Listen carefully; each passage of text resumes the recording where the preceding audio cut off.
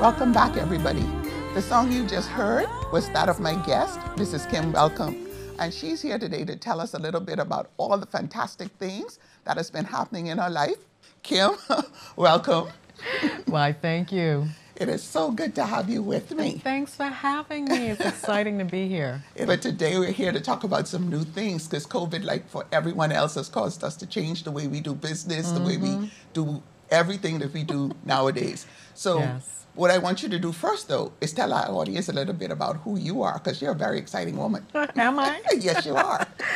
Well, I'm Kim Welcome, and I am a singer, songwriter, inspirational speaker.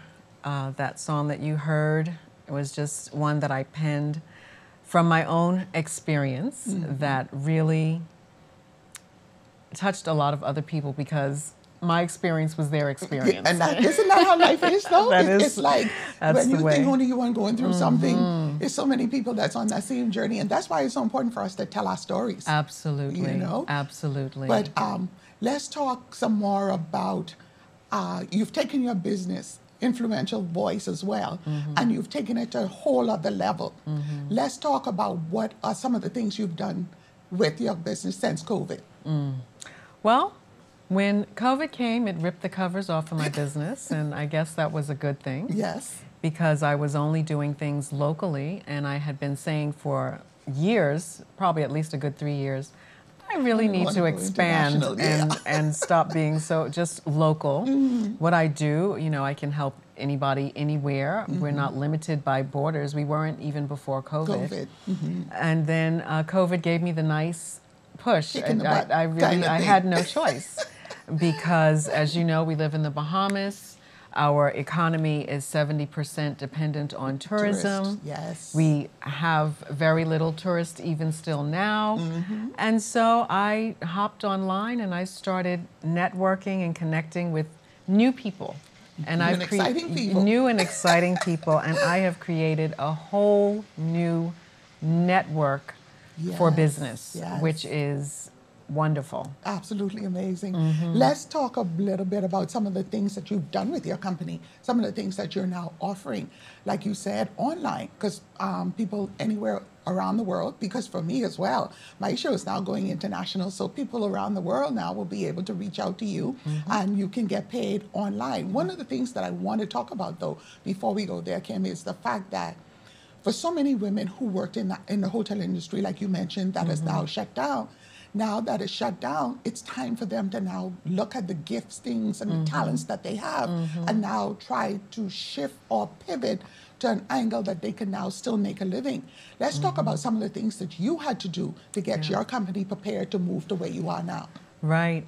You know, before I even talk about my company, you know, when I think about so many women have been at jobs that they didn't like anyway. They didn't want to be there in the first beginning, right? Yes, in the first beginning. And so, you know, as I tell people, you are where you're supposed to be. You are where you're supposed to be, and you could be looking at this situation as if it's, you know, the worst thing ever, and you know, and it's not to be insensitive. I know that a lot of people, I mean, they have been thrown for a serious loop, you know, with this whole COVID and shutdown, etc. However, for many of us, it means that we have something else that we're supposed to be doing. I believe that. I believe that. And so, you know, that song that you heard, that really came from when I was in a place where I was at a regular job and I didn't like it at all. No, I didn't. And I felt like, oh my God, there's so much more that I'm supposed to do. You know, there's a line in the song that says, there's so much more I'm meant to be. And I believe that is often the same for so many people. Yes. But we sit and we push down what we have dreamt to do from the time we've known ourselves. You know, my husband said, listen, if you still want to sing, you need to start writing. Yes. By this time, my daughters were maybe 3 and 4 years old. And I said, I can't write music. What do you mean write? Well, that's where the money is. That's what he said. You don't make money just singing. You need to write music. And I sat down and I penned a song and it just flowed and I said, wow. And I didn't tell my husband. I recorded the song. I gave it to a guy from the radio station, the director, music director, and he only knew me from marketing. And he's like, the real job. Yeah. He's like, no, I'm making no promises, you know? And then one day I'm in a store and I hear myself piping through the airwaves. Through the airways, and I'm like so excited, and I tell this girl, that's me. I'm just like, weirdo. But, you know, that was my test. It was my test to God, because I said, now, you know, this thing is weighing heavy on me. I feel like this is what I'm supposed to be doing. If this is really what I'm supposed to be doing, then let me see how people respond. And that one song, I mean, played everywhere in the country. For like 9 months, which is ridiculously long. Yes. And it was all organic. I did not go to any station.